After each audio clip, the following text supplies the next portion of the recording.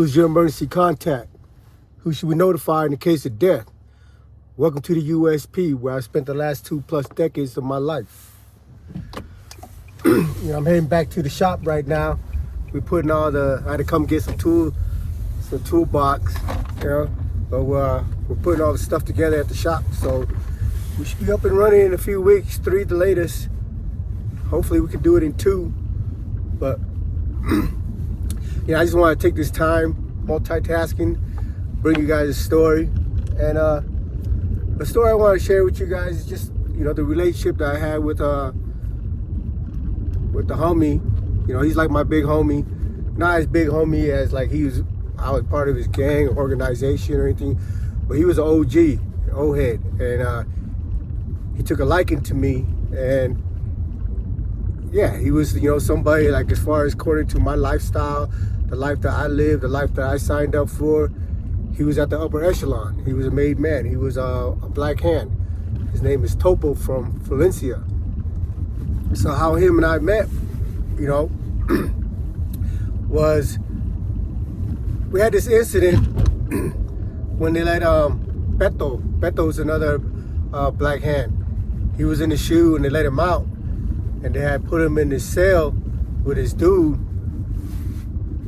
I don't know exactly what nationality he is or if he's bullshitting or whatever, but his name is Steiger. I think he's half Thai, half white, right? So they put Beto in his cell, but he spazzed out and he's like, "Oh, this is an Asian Islander cell. You can't be in here," and this and that.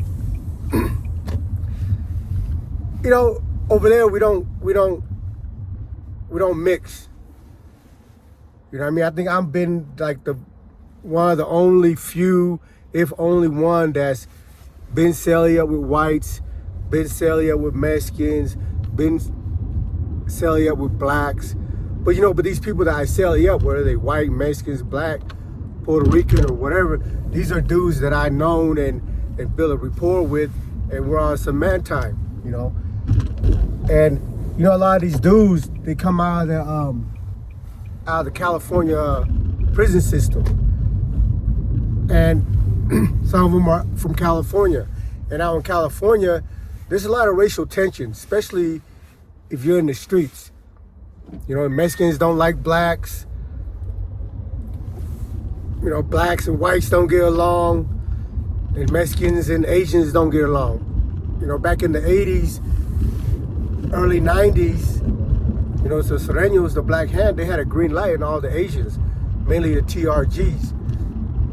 Like, I don't know, I can't really speak on how all that came about, but, from the little bits and pieces that I put together, it's just like, we're a small community inside the prison system. So in California, the Mexicans run the yard, pretty much. As far as they have the bigger group. Because, they got blacks there, but blacks get broken down with Crips, Bloods, Bay Area, North, South, and all that stuff. And then, but of course they build a coalition if they're going against the Sureños. But when it comes to Mexicans, it's just the Sureños, and it's the black hand that's running them. And they have an alliance with the Aryan Brotherhood, the ABs.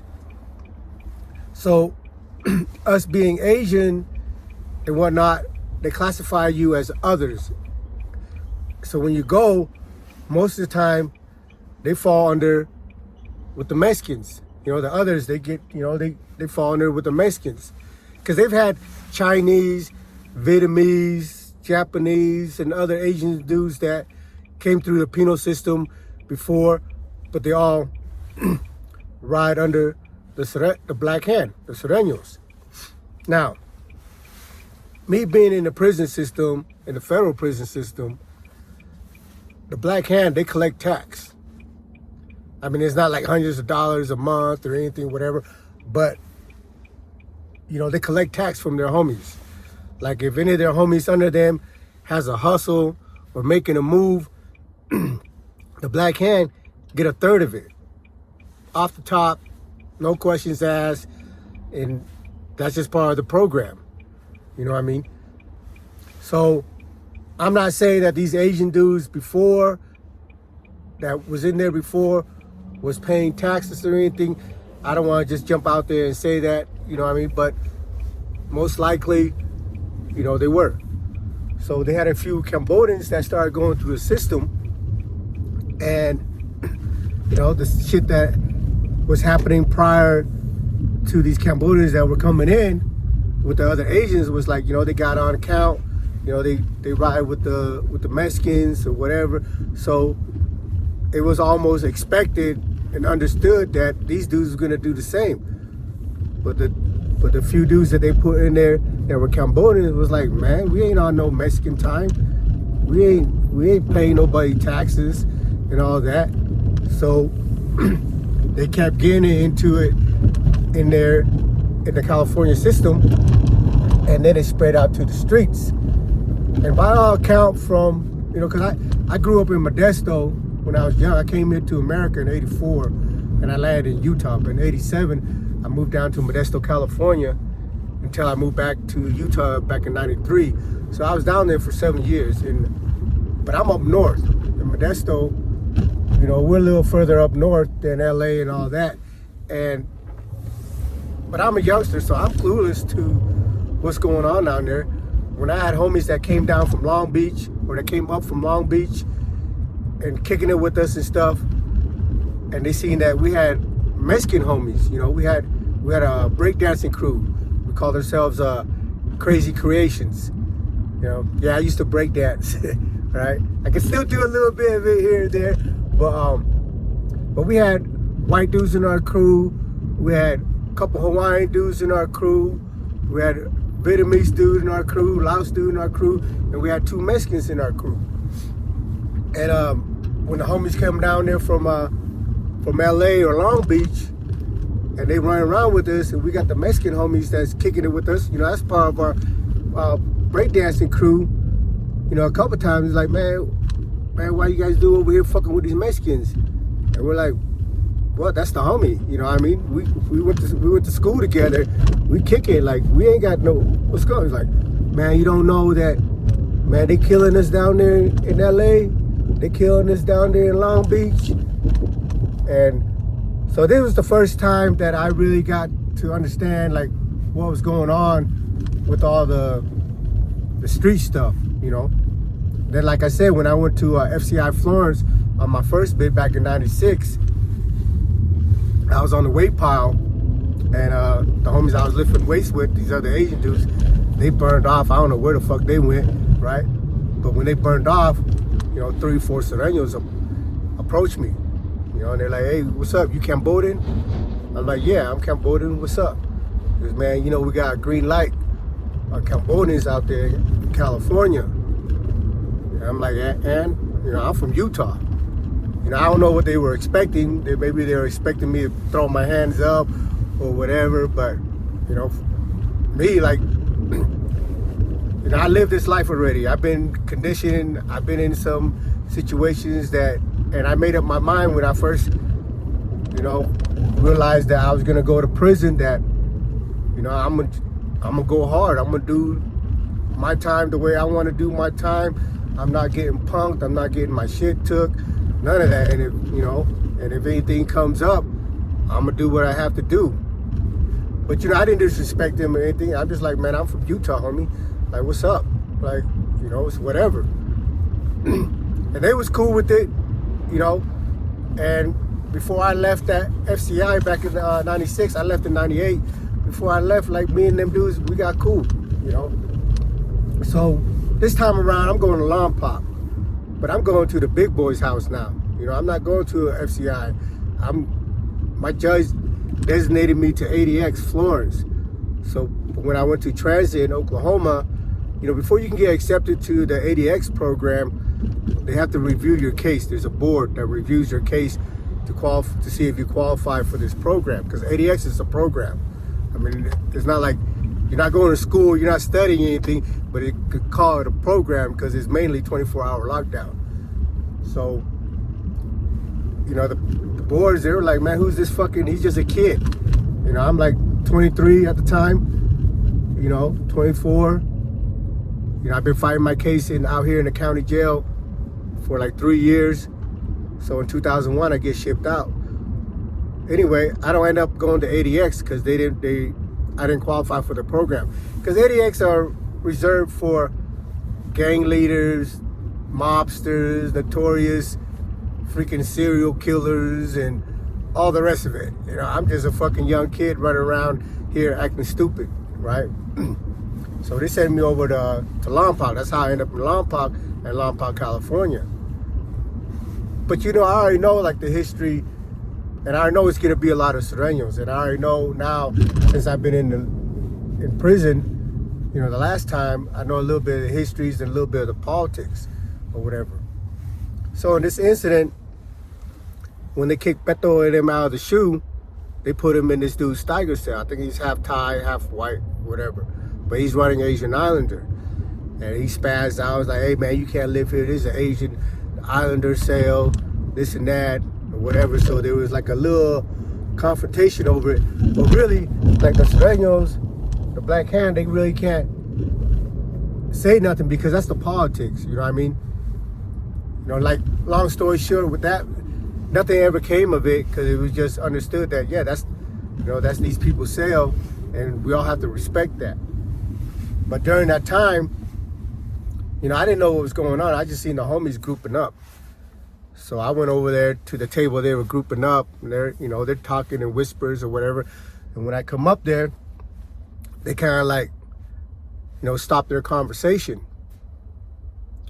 And I'm waiting for them to like kind of hit me about what's going on, this and that. And they don't say nothing to me, right? So I'm like, all right, fuck it. I turned around, burned off, and went about my business.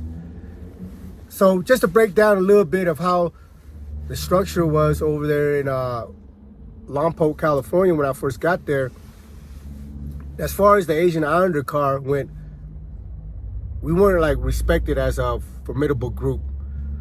Like no other group looked at us as a threat or anything like that. And also, and one of the main reasons was because, all these other cars, the Crips, the Blood, the Mexicans, all down the west, the white boys and the rest of them, they were all checking everybody's paperwork, making sure everybody, has a pad, is clear to walk the yard. But I find out, through the course of my first few months there that the Asian Islanders didn't do that, because when I came off the bus, I got my paperwork, you know what I mean? And I presented to my homeboys, to the people that I had a friend named Billy Leon. He's out here from Provo. And I met him there, and he was from Utah, so me and him kind of jailed and kicked it. I presented him my paperwork. So when he asked me for my paperwork, I thought that was standard. But I find out through my interaction with the Crip homie, Bolo, that these dudes didn't check paperwork, So anyway, with the confrontation, when there's a like tension in the air, everybody's gonna do their homework, right? I come back and I tell Billy, I was like, man, I think there's something going down with the Mexicans. I think there's some tension.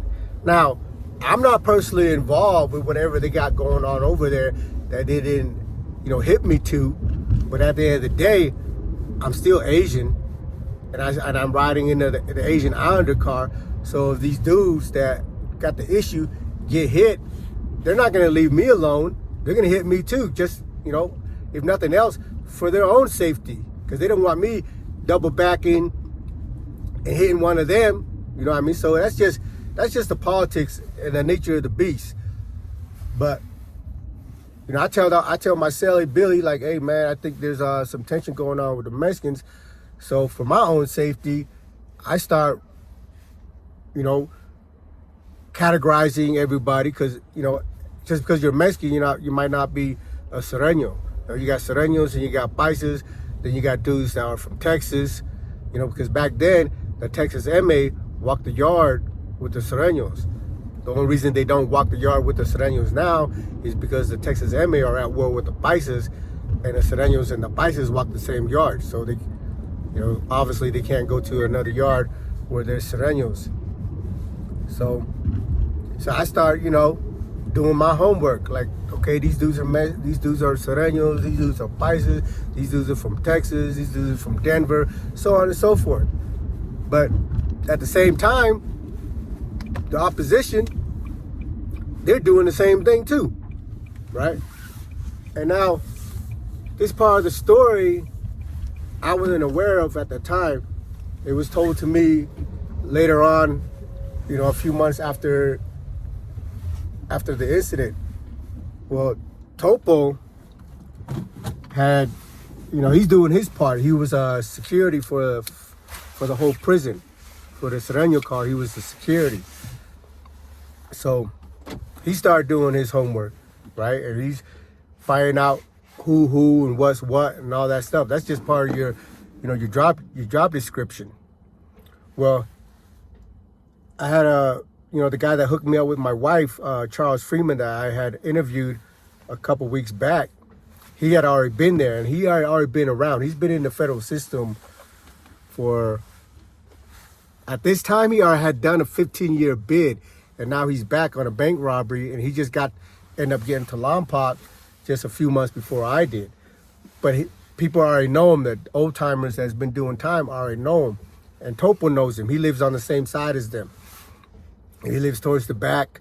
In Lompoc, in M Block, the tier is like a horseshoe with the unit in the middle, and the day room goes around like the horseshoe. The Sureño is on, like if you're walking into the unit, the Sureño is in the back corner on the left, the Crips and the Bloods are in the back corner on the right. And you could live there for years and never see what the back of that unit looks like, But me, I'm young, and like I said, I didn't grow up in California, and I haven't been in the prison system, the California prison system or the federal prison that much to be able to develop that division, that racism, because I fuck with everybody. Like I'm just doing me, just going about doing my time. And if you're cool, I don't give a fuck if you black, white, Mexican, or whatever. If somehow we get in a position where we're chopping it up and build a rapport and become friends, I just let that shit happen naturally. I'm not going out looking for a friend that's not Asian or anything like that. But I'm not opposed to having a conversation or building a rapport or a relationship with people from outside my race. But most of the people that grew up in the California prison system, it's already off the bat. They don't fuck with this group. They don't fuck with this race, so on and so forth. So I guess, what was told to me, and Topo had asked about me, had asked Chuck about me, like, who's this youngster? What's he about, this and that? And Chuck, he was in the county jail with me. He was there when I was fighting my case. He was there when I knocked out the guard and took his keys. And he was just, and I guess he just told Topo, now that's a good kid, man. He's about that respect and honor and all that stuff. Like, he's a good kid. So, I don't know what Topo thought of it or anything like that. But somehow, me and Topo, one day in the unit, he was like, man, where you going? I said, shit, I'm going out to the yard. He's like, where you going? Oh, I'm going out to the gym, indoor rec, right? He's like, what are you going to do over there? I said, I'm going to go play some basketball, He's like, I'm too old for some basketball, man. And he's like, you know how to play handball? I was like, yeah, I know how to play handball. I'm pretty good at handball, right? So he's like, let's go play handball. So we ended up going to play handball. Me and Topo went to the gym, and we played handball. And the first couple games, I put it on him. I didn't beat him down in there, but I won, right? And when I was winning, they had Sparky and 3 other Sureños that are his security that always goes wherever Topo goes. And I'm excited. Yeah, I'm beating up on a old head that's been playing and this and that or whatever, right? But I catch their eye, and they're giving me that look like, man, what the fuck are you doing? You know what I mean? It's not that serious, But I'm a competitive person, right? But I can see why they were saying it, because Topo's kind of started getting his feelings a little bit, and he's not taking it out on me. he's taking it out on them. You know, he's talking shit to them and making them go get him this and do that. So I caught on real quick. You know, I think that's like one of my talents is that, you know, I catch on real quick and I know how to just like, you know, I don't know, navigate the waters, you know what I mean? So, but anyway, we end up playing and I think we played like 7 games or something. I think I won 4, he won 3. And I'm not saying I let him win at all. Like, he knew how to play and all that. I was just 20 years younger, you know? I think he was like, at that time, they said he was one of the youngest dude that was ever made, you know, that was ever given the black hand. So he was like in his 40s, mid 40s, and I'm like in my early 20s. So, but it became a routine for us. We'd go out there on the weekend. In the winter, they closed at nighttime. In Lompoc, they didn't have outside rec, so you can only go to the gym. So we go down to the gym, play handball, and then when the weather got better on Saturday morning and stuff, we'd go out Saturday morning and play handball in the yard. And me and him got really close, you know. And to emphasize that, like, you know, I like to smoke weed, right? So, like every time he had hit, he'd come over. He's like, "Hey, youngster, come here." Like, "What's up, Topo?" Like, "What you trying to get?" Because, you know, everybody, you know, this, like I said, in prison there's no secrets. Everybody knows when people hit, like, you know, because the dudes that are hitting, they're hitting big because they got, you know, they got a way to bring it in or whatever. They're bringing pounds. Like back in the days when we was in Lompoc, it's pounds and pounds and pounds of weed and ounces and ounces of heroin. That's what they were bringing in, weed and heroin. You know, that tar, that black tar. So he'd be like, "What's up, man?" He always tried to get me to do that tar, right? He's like, because, you know, that's what he does. He's like, "Man, get high with me, man. Let's just get high." Like, I've done it, you know, I don't like it. I do it. If I can just sit in the cell, close the door, put my headphones on, you know, I can snort me a line or whatever. But like being able to walk around in the day room and all that stuff, that just makes me seasick, right? But, you know, I can smoke weed all day, right? So he's all like, what you want? I was like, "Man, you already know what I want." And he would reach into his stash and give me a little bundle, you know, boom, whatever. So, you know, but like with me and him, so like some of his homies, his young homies, the Sereños, they didn't really like, you know, I think some of them were kind of like, I don't even want to say jealous because there's nothing to be jealous. Like we were just friends, but they were kind of like, you know, like, "Man, why? Because I'm not Mexican and I'm not Sereño, and they see me fucking with Topo really tough, right?" And so one day, my homeboy, his name is J Boy. I think they call him J Boy. He's Filipino out of California. And in Lompoc, there's only 3 TVs. There's 4 TVs, but it's a black TV, a white TV, a Mexican TV, and a sports TV. That's it. The Sereños run the Mexican TV, you know, whatever AB, whatever white boys, they run the white boy TV, and the Crips run the black TV. So he comes and tells me about this show called Smallville. It's about, you know, Superman back in his high school days or whatever. And he was infatuated with the girl that played the character Lana. You know, some Asian German girl. I mean, she's pretty and all that. So he's like, "Hey, man, he goes, Mason, let me ask you something." I said, "What's up?" "Man, you fuck with Topo, right?" I said, "Yeah." I said, "What's up?" He said, "Man, can we get that Smallville on?" I said, "What the fuck is Smallville?" He goes, "What? You ain't never seen it? Oh, man, there's this girl on there." You know, he starts going in on this girl. I think his name is Kristen Crunk or something like that. But, you know, so I was like, "What the fuck you want me to do?" "Man, see if you can get him to change it, man." Whatever. I like, you know, I don't know. So I was like, fuck it. Because by this time, we already moved out from M Unit because they had closed M Unit down from the TI riot. So we're both in K Unit. We're both in K Unit. And my cell is cell 19, and his cell it's like 15, but it's just right around the loop in the back. So I just go around in the back, and that's his cell. He was the second cell on the other side from coming from the back of the unit. And at this time when I walk over there, he's on the rail, right? So I come over there, I'm like, hey, what's up, Topo? Like, hey, what's up, Mesa? I say, man, what are you guys watching down there? He goes, I don't know what they're watching. He's like, what's up? He goes,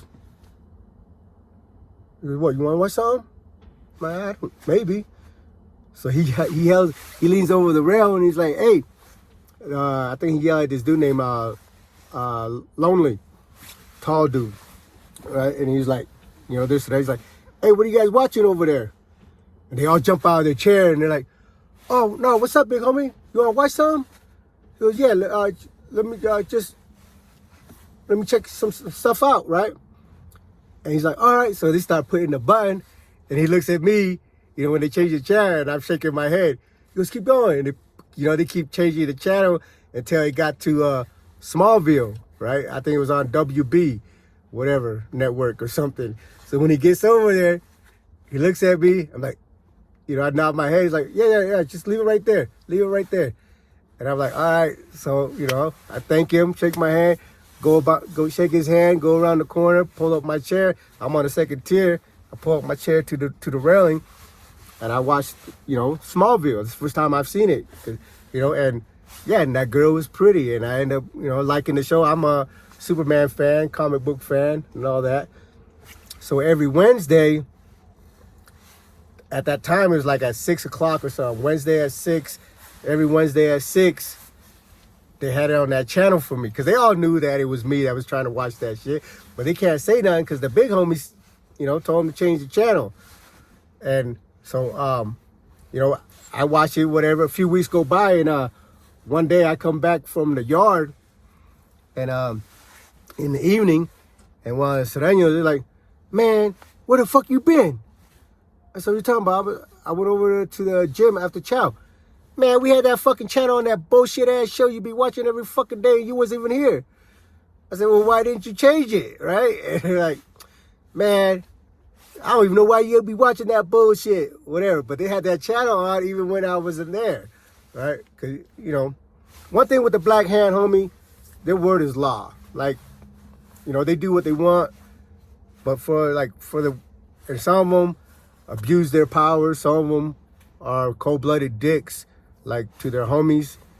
Like, I've seen some crazy shit where they just take their homies' shit and whatever, and nobody can do anything about it, you know. But my experience with Topo and the people that were around him, like, you know, like, he was always cool, man. He was respectful, and he ain't, you know, I never seen him just bully somebody for the sake of bullying. But we was there, like, the COs terrified of him. You know, one of this incident, we were there, it was right before lockdown, and they're in there shooting up heroin.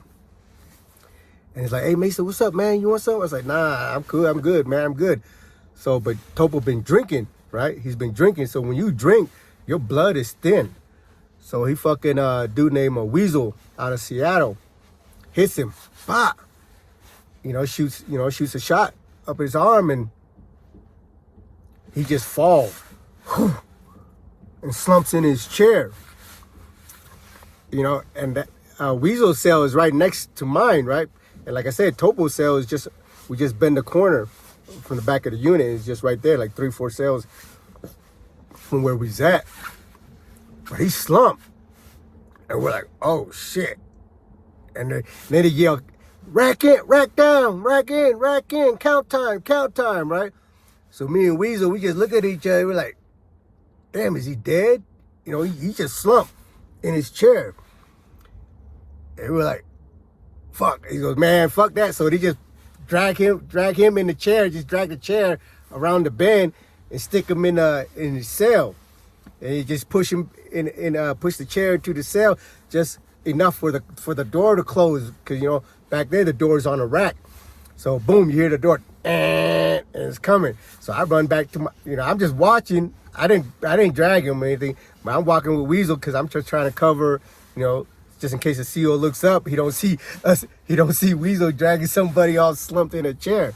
So we go back into. I go back to my cell. But, but from my cell, I can look right into Topo's cell because we're right across from each other. So I go back. I go back in. They rack the doors, and I'm standing in the window because I'm like, damn, because I'm a little concerned, because the homie just slumped. He just slumped. So I see the COs come. They walk by my cell. They count. Then they bend the corner and go and count on the other side. And they get to Topo's door. And they're looking in the window. Because, the window's a little high, a little bit. Like, maybe if I'm standing up, it's about like this. So they're looking in. And they're looking at each other. They look in again. And they continue counting, right? So they count the whole unit. It's 3 floors. So after they finish counting, before they let us all out, they come back to Topo's cell and they rack the doors open. And Topo's still in his chair, exactly where Weasel put him, slumped, right? And the 2 COs like, excuse me, Mr. Garcia, are you okay? And Topo comes to and he's like, whoa, what's up? Like, oh, no, hey, no. He's like, what's up? He's like, no, Mr. Garcia, look, can you just go with us? We're gonna take you to the shoe. He's like, what? For what? The fuck I'm going to the shoe for? He's like, no, we're gonna let you back out in the morning. We're just gonna let you go to the shoe and sober up. He just looked at him, right? Because, I'm standing in my window, excuse me, looking across, and I'm just like, fuck, man, I don't want the homie to get caught up, I'm worried about him, but I'm glad that he's all right. But then, just like that, it just turned comical because the way the COs were, and they're like, no, Mr. Garcia, we're just gonna take you down to the shoe and just let you sober up, and we'll let you back out in the morning. And Toby's like, what? Are you sure? Yeah, we're sure, man. We already called the lieutenant, and we promise you'll be back out in the morning. So he's like, all right. So he gets up, and they escort him to the shoe. And first thing in the morning, at breakfast, Topo was back in the block. Welcome to the USP.